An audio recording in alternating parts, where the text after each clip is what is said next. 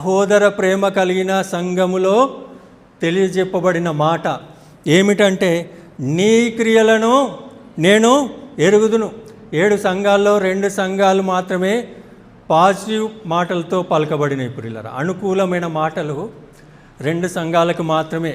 ఒకటి ఫిలదెల్ఫియా సంఘము, మరొకటి స్ముర్నా సంఘం. ఫిలదెల్ఫియా సంఘాన్ని ఏమని రాయబడుతుంది ఇక్కడ వాక్యము? నీ క్రియలను నేను ఎరుగుదును, నీకున్న శక్తి కొంచెమై ఉండినను నీవు నా వాక్యమును గైకొని నా నామము ఎరుగనలేదు.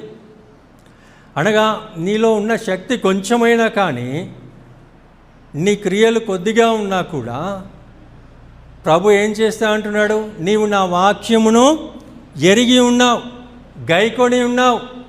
కాబట్టి నీ జీవితంలో దేవుడు ఏం కార్యం చేస్తాడంటున్నాడంటే, ఇదిగో తలుపు నీ ఎదుట తీసి ఉంచాను, దానిని ఎవడనో వేనెరడు. నూతన కార్యం మన జీవితంలో జరగాలంటే, నూతన క్రియ మన జీవితంలో జరగాలంటే మనము ఆయన యొక్క వాక్యమును గైకొన్న స్థితిలో ఉండాలి.